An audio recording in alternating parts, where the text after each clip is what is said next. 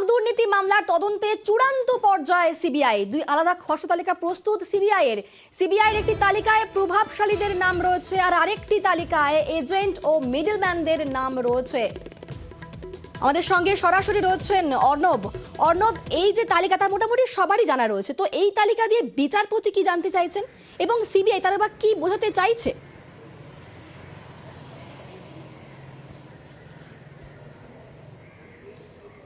দেখো, যে নামগুলি রয়েছে সেই নাম সবার জানা নেই এখনো পর্যন্ত, কারণ নতুন বেশ কিছু নাম এসছে। যেমন এতদিন পর্যন্ত রাজ্যের এক মন্ত্রী, ক্যাবিনেট মন্ত্রী পার্থ চট্টোপাধ্যায় গ্রেপ্তার, তার যুক্ত থাকা এটা সবাই জানতো। কিন্তু বীরভূমের আর এক মন্ত্রী এই তালিকায় রয়েছেন, যিনি প্রভাবশালী হিসেবে সিবিআই রেডারে রয়েছেন, সেটা নতুন এই তালিকায়। এবং মূলত প্রভাবশালীদের একটা তালিকা, অন্যদিকে হচ্ছে এজেন্ট মিডলম্যানদের তালিকা, মূলত যারা খরিদ্দার ধরতো চাকরির জন্য এবং টাকাটা সংগ্রহ করতো বিভিন্ন সাব এজেন্ট বা আরও স্লিপার সেল থেকে। এই দুটো তালিকা আলাদা করে খসড়া তা প্রস্তুত করেছে সিবিআই, এমনটাই সূত্র মারফত খবর। এবং প্রভাবশালীদের তালিকা কিন্তু পার্থ চট্টোপাধ্যায়ের পাশাপাশি রাজ্যের আর এক মন্ত্রী, বীরভূমের এক মন্ত্রীর নাম রয়েছে, একাধিক বিধায়কের নাম রয়েছে, মুর্শিদাবাদে একাধিক বিধায়কের নাম রয়েছে, প্রাক্তন বিধায়ক উত্তর দিনাজপুরে এক বিধায়কের নাম রয়েছে, প্রাক্তন বিধায়ক যিনি, এছাড়া একাধিক কাউন্সিলরের নাম রয়েছে, সেটা ব্যারাকপুর হতে পারে, কলকাতা হতে পারে, বিধাননগর হতে পারে বা আরও অন্য কোনো জায়গা হতে পারে। এজেন্টের যে জায়গাটা, সেটা একাধিক এজেন্ট বিভিন্ন জেলায় ছড়িয়ে রয়েছে, কিন্তু কোন এজেন্টরা মূল মাথা হিসেবে কাজ করেছে সেটা খোঁজাটাই ছিল অত্যন্ত কঠিন কাজ সিবিআইয়ের জন্য। এবং সিবিআই ইতিমধ্যেই যাদের চাকরি বাতিল হয়েছিল 273 জনের, তাদের একাধিক জনকে জিজ্ঞাসাবাদ করে। এছাড়াও একাধিক সোর্স ইনফরমেশন তারা গ্যাদার করে। কুন্তল ঘোষ, কখনো সুজয় কৃষ্ণ ভদ্র, কখনো মানিক ভট্টাচার্য, এই যে নামগুলো তারা পায়, শান্তনু বন্দ্যোপাধ্যায়, তাদের কাছ থেকে জিজ্ঞাসাবাদ করে বেশ কিছু নাম তারা পায় এবং তারপর একে একে দুই তারা করে ফেলে। এবং সেক্ষেত্রে দেখা যায় যে 12 থেকে 14 জন এজেন্ট এরকম রয়েছে প্রাথমিক নিয়োগ দুর্নীতি মামলায়, যাদের মাধ্যমেই মোটা অংশের একটা টাকা সংগ্রহ হয়েছে এবং সেটা প্রভাবশালী হাত হয়ে সেটা গেছে নিয়োগ দুর্নীতির খাতে, এমনটাই মনে করছে এজেন্সি। এবং এক্ষেত্রে এই 12 থেকে 14 জন এজেন্ট চিহ্নিতকরণটাও কিন্তু সিবিআই ইতিমধ্যে করে ফেলেছে, যা তাদের খসড়া তালিকায় নাম রয়েছে। যেটা খুব ইঙ্গিতপূর্ণ তা হচ্ছে পূর্ব মেদিনীপুরের একাধিক এজেন্ট কিন্তু রয়েছে এই 12-14 মধ্যে, 2 মুর্শিদাবাদের একাধিক এজেন্ট রয়েছে, 3 মালদার একাধিক এজেন্ট রয়েছে এবং বীরভূমের একাধিক এজেন্টের নাম কিন্তু সেখানে রয়েছে। এবং এই এজেন্ট ছাড়াও কিন্তু কুন্তল ঘোষ কীভাবে টাকা সংগ্রহ করতো তার একটা এজেন্টদের নামের তালিকা রয়েছে, তাপস মণ্ডল তার এজেন্টের যে তালিকা সেটা আলাদা রয়েছে। এবং যেটা খুব উল্লেখযোগ্যভাবে বাসের ব্যবসা করেন, ট্রাভেলসের ব্যবসা করেন এমন একজন ব্যবসায়ীর নামও কিন্তু ইতিমধ্যে সিবিআই জানতে পেরেছে, সিবিআই তদন্তে উঠে এসছে। তাকেও সম্ভবত সিবিআই আগামী দিনে জিজ্ঞাসাবাদ করতে পারে বা তদন্তে এগিয়ে নিয়ে যেতে পারে। সব মিলে এই তদন্তের অগ্রগতি যেটা একেবারে শেষ ল্যাপে রয়েছে বলে সূত্র মারফত জানা যাচ্ছে। আগামী সপ্তাহে, জানুয়ারি মাসের প্রথম সপ্তাহে বিচারপতি অমৃত সিনহার বেঞ্চে তদন্তের অগ্রগতি রিপোর্ট যখন সিবিআই ফাইল করবে, সম্ভবত মনে করা হচ্ছে এই ধরনের রিপোর্ট বা এই ধরনের খসড়া একটা তালিকা তারা কিন্তু প্লেস করতে পারে কলকাতা হাইকোর্টে। বেশ। আর অপরদিকে সিবিআই যখন তার লিস্ট নিয়ে প্রস্তুত, সেদিকে শিক্ষক নিয়োগ দুর্নীতি তদন্তে আবারও ইডি তল্লাশি। কলকাতায় 9টি জায়গায় ইডি তল্লাশি অভিযান, মানিকতলায় 2 ব্যবসায়ীর ফ্ল্যাটে তল্লাশি, আর সেই ব্যবসায়ীদের হাত ধরেই কালো টাকা সাদা করার অভিযোগ উঠছে। বড়বাজারে সিএর অফিসেও ইডি তল্লাশি অভিযান। আলিপুরে ব্যবসায়ীর বাড়িতে ইডি তল্লাশি। ভবানীপুর, বেলেঘাটা, কেষ্টপুর, সেখানেও ইডি তল্লাশি অভিযান। আমাদের সঙ্গে রয়েছেন অনুপ, কি আপডেট উঠে এলো এখনো পর্যন্ত? শিক্ষক নিয়োগ দুর্নীতি মামলায় ইতিমধ্যে কলকাতার 9টি জায়গায় ইডির মূলত তল্লাশি। একদিকে যেমন যে 2 ব্যবসায়ী অর্থাৎ সুবোধ সরকার এবং অশোক ইয়াদুকা, এই 2 ব্যবসায়ীর যে ফ্ল্যাট, সেই ফ্ল্যাটে কিন্তু মানিকতলা এলাকায় সেখানে যে দীর্ঘ তল্লাশি করা হয়েছে শুধু তাই নয়, তারই পাশাপাশি বড়বাজার এলাকায় আরো একজন চার্টার্ড অ্যাকাউন্টেন্ট, তার যে অফিস সেখানে কিন্তু দীর্ঘ তল্লাশি করা হয়। অন্যদিকে দেখা যাবে যে শুধুমাত্র বিঘাটাজি রোড বলা হচ্ছে, যেখানে 2 ব্যবসায়ী তাদের যে বাড়িতে তল্লাশি করা হচ্ছে, মূলত কালো টাকা যে সাদা করার যে প্রক্রিয়া হয়েছিল ইডি আগে কিন্তু নিশ্চিত। বিভিন্ন জায়গায় যখন তল্লাশি করা হয়েছিল, পাশাপাশি কয়েকজনকে জিজ্ঞাসাবাদ, সেই জিজ্ঞাসাবাদের সূত্র ধরেই কিন্তু বেশ কিছু তথ্য হয়। এখানে দেখা যাচ্ছে হাওয়ালার মাধ্যমে শিক্ষক যে সাদা কালো টাকা সেটা কিন্তু গোটা সাদা করার প্রক্রিয়া হয়েছিল এই সমস্ত ব্যবসায়ের মাধ্যমে।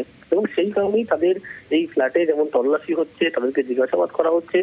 তাই নয়, অন্যদিকে দেখলে দেখা যাবে যে বড়বাজার যে চার্টার্ড অ্যাকাউন্টেন্ট, তার নামও কিন্তু আগে উঠে এসেছিল। এবং সেই কারণেই তার অফিসে তল্লাশি, তার ডিরেক্টর, সেই কোম্পানির ডিরেক্টর, তারকেও কিন্তু জিজ্ঞাসাবাদ করছে ইডি আধিকারিকরা। মূলত সকাল 6:30 থেকে এই তল্লাশি অভিযান শুরু হয়েছে। আর বিভিন্ন জায়গায় যখন তল্লাশি হয়েছে, তারই পাশাপাশি উল্লেখযোগ্য হচ্ছে যে ব্যবসায়ী একেবারে সরাসরি কিন্তু একেবারে নিয়োগ দুর্নীতির যে টাকা, শিক্ষক দুর্নীতির কালো টাকা কিন্তু একেবারে করে সাদা করার প্রক্রিয়া অনুপ, তুমি চলছিল। আমাদের সঙ্গে থাকো, আমরা আরো একটি খবরের দিকে নজর রাখবো।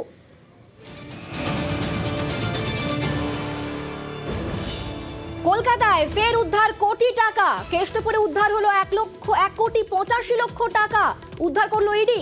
বিহারের সাইবার প্রতারণা মামলায় তল্লাশি। আমাদের সঙ্গে রয়েছেন অনুপ। অনুপ, কে সেই ব্যক্তি? সাইবার প্রতারণায় কিভাবে যুক্ত সেই ব্যক্তি? কেষ্টপুর রবীন্দ্রপল্লী তালবাগান এলাকা, মূলত এখানে কিন্তু ইডি হামলা গতকাল সন্ধ্যা থেকে ইডি দীর্ঘ তল্লাশি, রাত ভোর কিন্তু তল্লাশি করা হয় এবং তল্লাশির পরে কিন্তু দেখা যায় যে তার বাড়ি থেকে 1,85,00,000 কিন্তু টাকা উদ্ধার হয়। মূলত বিহারের পাটনা এলাকায় একটি সাইবার ক্রাইম প্রতারণা মামলা হয়েছিল। সেই মামলার পরবর্তী তদন্তভার নেয় বিহারের ইডি টিম। তারপরে কিন্তু সেই নাম্বারের সূত্র ধরেই দেখা যায় যে রবীন্দ্র যাদব নামে এক ব্যক্তি কেষ্টপুর রবীন্দ্রপল্লী এলাকায় তিনি কিন্তু গা ঢাকা দিয়েছেন। ইডির পক্ষ থেকে সেই এলাকায় কিন্তু গতকাল রাতেই পৌঁছল, যদিও তিনি বাড়িতে ছিলেন না। বাড়ি যাতে ভাড়া থাকতেন তার সঙ্গে কথা বলে ও বাড়িতে যে দীর্ঘ তল্লাশি করা হয়, সেখান থেকে বিপুল পরিমাণে কিন্তু টাকা উদ্ধার হয়েছে। ইতিমধ্যে সেই তার বিরুদ্ধে অভিযোগ রবীন্দ্র যাদব, তার যেমন খোঁজ করা হচ্ছে, মনে করা হচ্ছে আরো কিন্তু টাকা কোথাও লুকিয়ে রাখা হতে পারে। সেই টাকা কিন্তু ইতিমধ্যে ইডির পক্ষ থেকে খোঁজ করা হচ্ছে। বেশ, সামনেই 2024-এর লোকসভা ভোট। সেই লোকসভা ভোটের আগে ফের নাগরিকত্ব ইস্যুতে তরজা। দুদিন আগেই বঙ্গে এসে সিএএ নিয়ে সওয়াল করেছিলেন স্বরাষ্ট্রমন্ত্রী অমিত শাহ, আর আজ চাকলা সভা থেকে রীতিমতো সুর চড়ালেন মমতা বন্দ্যোপাধ্যায়। आज मैं आप सबके सामने कहकर जाता हूं, सीए इस देश का कानून है, इसको कोई रोक नहीं सकता, सबको नागरिकता मिलने वाली है। ये हमारी पार्टी का कमिटमेंट है। जो भाई आसपास के राज्यों से प्रताड़ित होकर यहाँ आए हैं, उनको धर्म परिवर्तन की धमकी देकर भगाया गया है, उनके सम्मान की, उनके मान की, इनकी संपत्ति की, उनके अच्छे जीवन की रक्षा करना हर हिंदुस्तानी का फर्ज है और ये होकर रहेगा। নাগরিকত্ব, আপনারা সবাই নাগরিক এদেশের, মনে রাখবেন। নাগরিক যদি না হন আপনি রেশন পাচ্ছেন কি করে? নাগরিক যদি না হয় আপনারা স্বাস্থ্যসাথী পাচ্ছেন কি করে? নাগরিক যদি না হন আপনার প্যান কার্ড হচ্ছে কি করে? আপনার আধার কার্ড হচ্ছে কি করে? আপনাদের রেশন কার্ড হচ্ছে কি করে? এগুলো একটা ছলনা। আগে সিটিজেনশিপ কার্ড ডিএমদের হাতে ছিল, এখন কেড়ে নিয়েছে রাজনীতি করার জন্য।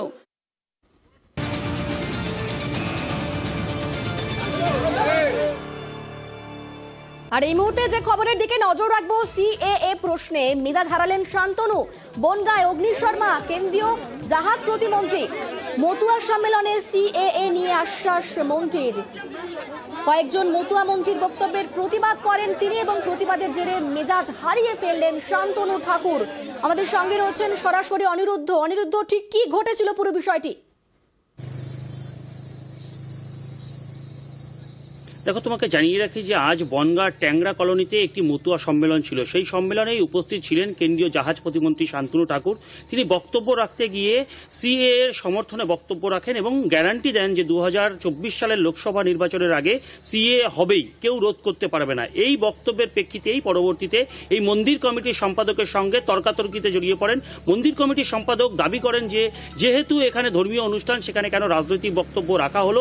এটা রাজনৈতিক বক্তব্য নয়, সেটাও কেন্দ্রীয় মন্ত্রী বোঝাচ্ছিলেন। সেই কথা বলতে বলতেই পরবর্তীতে মেজাজ হারান তিনি এবং এই মন্দির কমিটির সম্পাদকের সঙ্গে রীতিমতন উত্তপ্ত বাক্য বিনিময় হয়। পরবর্তীতে শান্তনু ঠাকুর দাবি করেন যে তার বাবা ঠাকুরদাকে তুলে এই মন্দির কমিটির যিনি আছেন তিনি তৃণমূল কংগ্রেসের আশ্রিত এবং তাকে অপমান করেছেন, তাকে উদ্দেশ্য করে গালাগালি করেছেন। সেই কারণেই তিনি সেখান থেকে বেরিয়ে যান। পরবর্তীতে সেখানে ওই এলাকার অর্থাৎ ট্যাংরা গ্রাম পঞ্চায়েতের প্রধান জানিয়েছেন যে এখানে কোনো ধর্মীয় অনুষ্ঠানে কোনো রাজনীতি হয় না, সমস্ত দলের লোকেরাই এখানে আসেন এবং এখানে কোনো রাজনীতির প্রশ্নই নেই। সে বিষয়ে কিন্তু তৃণমূল কংগ্রেসের প্রধানও জানিয়েছেন। অনিন্দিতা।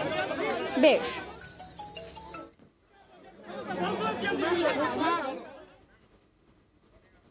আর এবার কলকাতা পুরসভার 111 নম্বর ওয়ার্ডের ছবি আপনাদের দেখাবো। যে ওয়ার্ডে একাধিক এলাকায় ড্রেন নেই, ফলে একবারই নোংরা জল যাচ্ছে আরেক বাড়ির লাগোয়া এলাকাতে।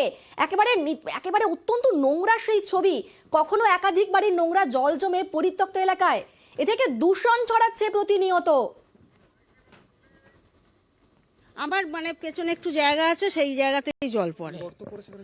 হ্যাঁ, গর্ত মতোই আছে, কিন্তু কিছু করার নেই তো, জায়গা নেই তো জল ফেলার, ড্রেনই নেই তো। এই অসুবিধায় পুরো ঘরটার ভর্তি হচ্ছে, পুরো রাস্তারও অবস্থা খারাপ। দেখাচ্ছিলাম কষ্ট হচ্ছে, জল ফেলার জায়গা নেই, ছোট ছোট বাচ্চা ঘরে, কি করে বাচ্চাদেরকে রাখি? বর্ষাকালে পুরো ঘরে জল ঢুকে যাচ্ছে, সব বাচ্চাদেরকে খাটে তুলে রাখি। আমার বাড়ির জল দেখুন কিভাবে জমে আছে, দেখুন মশার লালা পর্যন্ত হয়ে আছে, কিন্তু কোনো কিছুই এরা সমাধান করে না। প্রত্যেক বাড়ির জল প্রত্যেক বাড়ির জমিতেই পড়ে থাকে। দীর্ঘদিন ভোট হয়ে যাচ্ছে, সব কিছু হয়ে যাচ্ছে, কিন্তু কোনো সুরাহা হচ্ছে না। আমাদের সঙ্গে সরাসরি রয়েছেন অমিত। অমিত, এই ড্রেনের নিয়ে কেন এত বেহাল দশা, কেন ব্যবস্থা নিচ্ছে না কাউন্সিলর, কি বলছেন তিনি?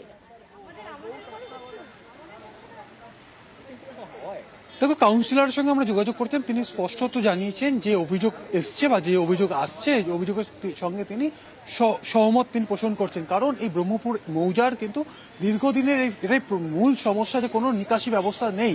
এর আগে বাম প্রতিনিধিরা এই ওয়ার্ডের কাউন্সিলর ছিলেন, তাদের সময় কিন্তু একই সমস্যা জর্জরিত ছিল এলাকাবাসী। সেক্ষেত্রে তিনি 2 বছর আগে দায়িত্ব পেয়েছেন এবং ইতিমধ্যেই নিকাশি ব্যবস্থার কাজ কিন্তু শুরু হয়ে গেছে এলাকাতে, এমন তিনি দাবি করছেন। এমনকি ব্রহ্মপুর মৌজাতে প্রথমে বড় হাইড্রেনের কাজ চলছে এই মুহূর্তে, এবং সেই হাইড্রেনের কাজ শেষ হলেই যে পাড়ার যে সমস্ত এলাকা, অর্থাৎ প্রগতি পার্ক বা সর্দার পাড়া, যে সমস্ত এলাকার ভেতরগুলোতে যে নিকাশি ব্যবস্থা তৈরি হয়নি, সেগুলো কাজ কিন্তু শুরু হবে আগামী ফেব্রুয়ারি মাস থেকে, এমন দাবি করা হচ্ছে কাউন্সিলর। এবং কাউন্সিলর কি বলছেন তার বক্তব্য একবার শোনাবো। কেআইপির কাজটা যেটা গত 4 বছর যাবৎ চলছে এবং কোভিডের জন্য একটু প্রলংড হয়ে গেছে ডেডলাইনটা, ফিনিশিং ডেডলাইনটা, কিন্তু তার কাজ কিন্তু অলমোস্ট নিয়ার টু কমপ্লিশন এবং এই বর্ষাকালের আগেই শেষ হয়ে যাবে। এবং ইউডিএমএ থেকে আমরা টাকা নিয়ে চলে এসেছি, প্রায় 35 কোটি টাকা এখানে স্যাংশন হয়েছে। পোর্টসেরও কিন্তু প্রায় টেন্ডারিং কমপ্লিট এবং মানুষ টেন্ডার জমাও করে দিয়েছে, ফান্ডও অ্যালোকেশন হয়ে গেছে। এই বর্ষায় আমি কথা দিচ্ছি, যেই এই অঞ্চলে সোয়ারেজ নেই, সেই অঞ্চলে জল জমে থাকবে না।